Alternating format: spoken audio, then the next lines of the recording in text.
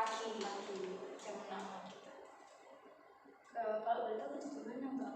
Saya kerja di salah satu sekolah swasta ya Bu. Saya jadi tata usaha kayak administrasi sekolah gitu. Oh ya.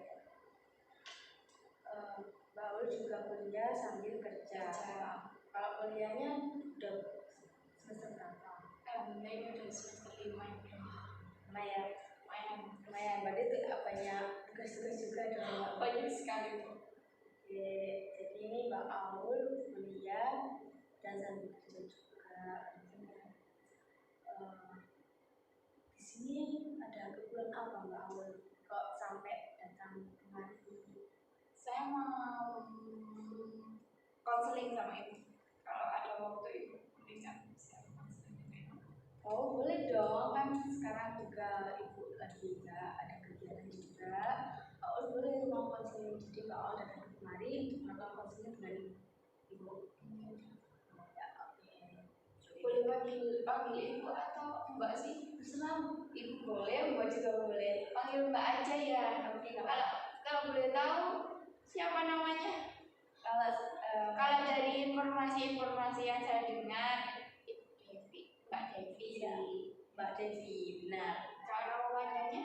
Kalau panjangnya Mbak Devi Nur Ayu. Oke, saya panggil Mbak Devi ya. Boleh. Jadi Mbak Aul datang ke sini untuk melakukan konseling ya. Terus pernah nggak Mbak Aul perlu melakukan konseling sebelumnya? Kalau proses konseling itu saya tidak pernah, tapi kalau konseling kayak dengan kata konseling saya pernah. Tapi belum pernah melakukan proses konseling ya? Pernah.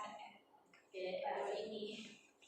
Sebelum memasuki proses konseling ya Mbak ya, Mbak mau jelasin asas-asas konseling dan pengertian konseling seperti apa. Nah, proses konseling itu seperti bantuan konselor pada konseling untuk memecahkan permasalahan si konseling, yaitu konseling itu Mbak Aul ya, untuk menyelesaikan permasalahan Mbak Aul. Tetapi tugas konseling itu hanya fasilitator atau sarana aja. Jadi yang mencari solusinya atau itu dari Mbak Aul sendiri. Nah, itu.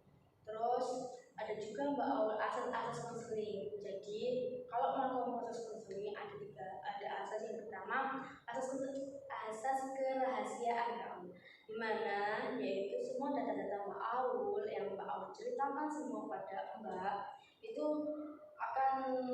tidak akan terbocorkan keluar. Jadi aman, Mbak Aul tidak perlu khawatir untuk bocor keluar, karena itu termasuk asas dari proses konseling.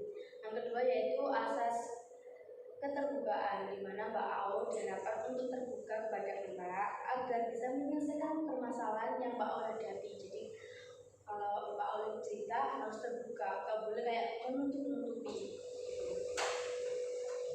Terus yang ketiga yaitu asas kesukarela Mbak Aul, di mana yaitu Mbak Aul tidak ada unsur keterpaksaan. Jadi Mbak Aul datang kemari tidak ada orang yang tidak kayak Mbak Aul datang kemari ke sini itu termasuk asas kesukarelaan Mbak Aul dari diri Mbak Aul sendiri. Oke, jadi itu adalah pengertian dari proses konseling dan asas yang terletak di dalam konseling. Terus Mbak Aul sebelum memasuki proses konseling ini ada itu Mbak Aul ada jam waktu ya, jam waktu dalam proses konseling itu sekitar 30 sampai 40 menit. Nah, jika permasalahan Mbak Aul belum terselesaikan atau belum terpecah, nanti kita bisa mengadakan pertemuan berikutnya atau hari berikutnya untuk melakukan proses konseling lagi Mbak Aul. Nah, apakah dari pengertian, asas, dan waktu kontrak tadi, apakah Mbak Aul yang ditanyakan? Sudah paham Mbak Aul ya? Ya, jadi boleh Mbak Aul menceritakan apa sih permasalahan Mbak Aul sehingga Mbak Aul datang kemari? Gini Bu, kan saya sekarang udah semester 5 ya. Iya. Saya tuh sering malas gitu. malas. Saya tuh sering malas-malasan gitu. Kalau nggak mepet deadline-nya itu saya nggak ngerjain gitu. Tapi saya itu udah punya ancang-ancang gitu. Oh iya, nanti aku kalau mau kesini jam segini aku mau ngerjain tugas kan lagi ada waktu kosong kan gimana gitu. Itu nanti nggak sesuai gitu dengan pikiran saya, ucapan saya, dan tindakan saya itu beda. Nah itu yang membuat apa ya, jadinya kan mengulur-ulur waktu, saya jadinya malas gitu.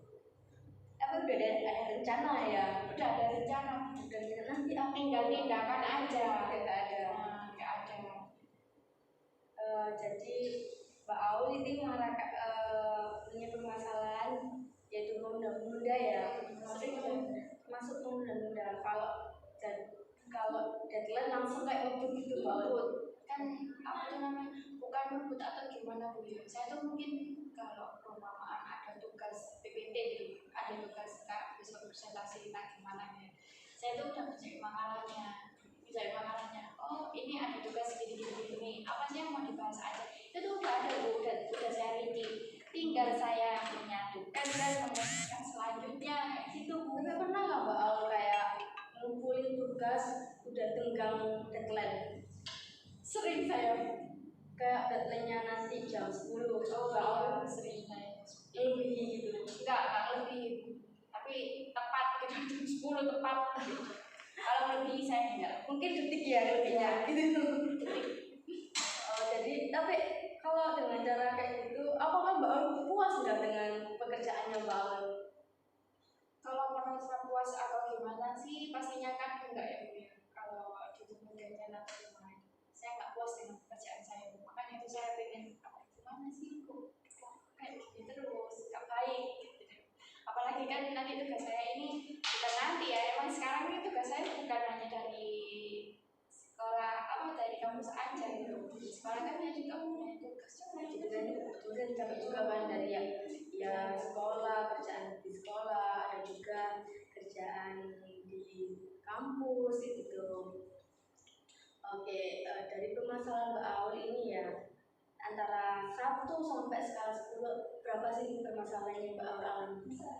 ini udah apa Bu ya, sangat mengganggu, bisa mengganggu kayak Sampai sering mengganggu banget. iya sangat mengganggu. Kalau saya tuh mikirnya gini, kalau nggak diubah terus gimana. Kalau ibu tadi tanya dari angka 1 sampai 10, mungkin saya memiliki angka 7. Lumayan ya Mbak Aul ya. Lumayan. Dan jadi cukup banget permasalahan Mbak Aul yang Mbak Aul hadapi. Untuk Mbak Aul ke angka 7 deh, lumayan. Oke, harapan apa sih Mbak Aul dari ini terus ini yang ingin diubah Mbak Aul apa? Harapan apa? Kan itu negatif ya. Ya, saya lebih ke positif aja gitu. lebih Positif itu maksudnya tuh gini Bu. Udah tahu ini deadline-nya kayak gini, emang itu tugas kan bisa kewajiban ya. Ya udah gitu, kerjain, jangan mengulur-ulur waktu. Kayak gitu, saya sering mengulur-ulur waktu. Saya pengennya itu lebih ke positif lagi, mungkin dengan cara saya mengerjakan tugas itu di luar deadline atau gimana, kan bisa kan memuaskan gitu pekerjaan saya. Bacaan lebih memuaskan lagi dengan cara tidak tergesa-gesa gitu. Oke, itu ya harapan Mbak Aul ya. Jadi itu udah termasuk apa ya, solusi untuk Mbak Aul dengan cara lebih harus kalau gimana kalau pulang dari sekolah pulang dari kuliah langsung mengerjakan. Apakah Mbak Aul pernah melakukan itu? Kayak pulang sekolah ya ada tugas langsung dikerjakan. Gini Bu, saya tuh saya tuh bukan tim yang cerdas atau gimana gitu. Kalau ada tugas gini, kalau ada waktu senggang gitu, waktu ada senggang, saya kerjain. Jadi saya mengerjakan tugas saya itu tidak ada dari nol, tapi udah separuh terkerjakan kayak gitu. Dicicil gitu kan? Intinya gitu. Saya tuh lupa loh kadang gitu. Kalau saya itu udah mengerjakan separuh, mengerjakan bagian berapa kayak gitu. Tapi lebih baik juga kayak gitu kan Mbak Aul kan juga. Tapi kan saya kan nggak tahu Ibu, kan apa itu namanya, kan nggak tahu kan ya gimana gitu. Maksudnya itu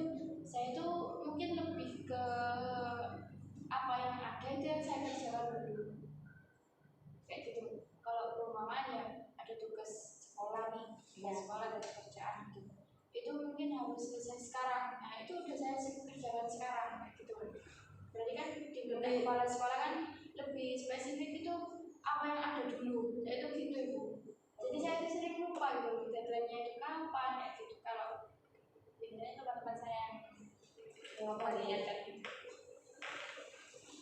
Jadi Mbak Aul ini lebih ke mementingkan hari itu udah deadline hari ini kita kerjakan hari ini. Terus oh ini sebelum besok besok berarti besok aja kayak gitu Mbak Aul. Jadi ini tapi itu males sekali loh. Tapi enggak mengganggu enggak kayak mengganggu sih. Mengganggu itu gimana? Kayak gini loh Bu, kalau perempuan emang pakai deadline-nya. Jadi waktunya istirahat itu saya nggak bisa istirahat. Jadi kan saya harus lembur.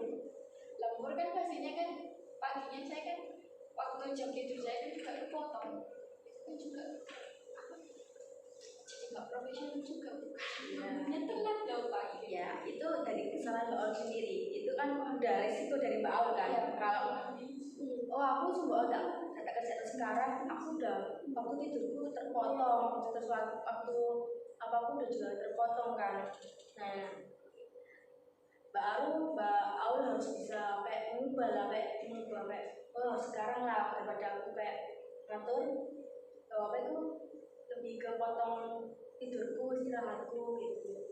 Realitanya gitu ya tapi nggak bisa ekspektasinya nggak gitu ekspektasinya gitu realitanya nggak gitu. Ya Mbak Aul harus lebih itu dong ya udah. Apalagi nanti kalau diajak teman-teman itu udah kemudian emang baru Mbak Aul nggak bisa kayak menolak ajakan teman. Enggak ya. Saatnya apa ya?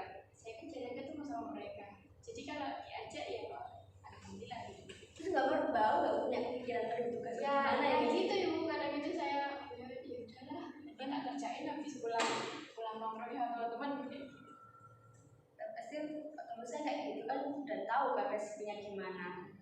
Nah kalau udah tahu resikonya gimana, otomatis kan apa yang harus ingin diubah dari yang Mbak Aul pikirkan tadi? Ya saya pengen mengubah apa ya tindakan dan perilaku saya dulu. Ya nggak usah mudah telat kalau belum khas kamu free waktunya udah kerjain. Lebih ke tindakan positif lebih dikuatkan jika ini ada apa ya kantong ajaibnya Mbak Aul ya. Akan ada kantong ajaib kayak entah itu ada seorang peramal apa seorang bintang lah datang kepada Mbak Aul. Terus ada satu permintaan. Apa yang Mbak Aul ingin kata kepada satu permintaan dari permasalahan ini? tolong kerjakan tugas. Itu yang permintaan Mbak Aul dari satu permintaan orang pintar tadi ya. Nah, jika udah terkabulkan permintaan tadi, apa yang Mbak Aul rasakan? Senang kan, lega kan? Tapi ada sedikit itu apanya? Kecewaannya. Apa kecewaannya? Soalnya bukan karya saya sendiri. Ya ini kan hanya hanya misal kalau ada orang pintar, jadi kan yang ingin diubah permintaan Mbak Aul ingin diselesaikan. Jadi solusi yang Mbak Aul sekarang alami yaitu harus lebih mementingkan tugas. Daripada kayak ajakan-ajakan rumah kayak gitu, lebih baik apa yang harus diselesaikan dulu. Oke, Mbak Aul, apakah dari proses konseling ini apa yang Mbak Aul dapatkan? Ya mungkin saya lebih konsisten lagi dengan pekerjaannya yang tugas ya. Saya lebih tanpa melihat deadline menghilangkan itu loh kayak deadline bisa lama gampang kayak gitu. Saya ingin memberikan kata-kata itu juga dalam tindakan saya lebih positif lagi. Oke, benar sekali. Jadi Ibu juga berharap ya Mbak Aul bisa melakukan yang Mbak Mbak Aul ucap tadi lebih ke konsisten lagi untuk bisa melakukan tanpa menunda-nunda pekerjaan atau menunda tugas. Oke. Apalagi ada lagi yang ingin ditanyakan? Tidak sih, lebih banyak sudah. Sudah.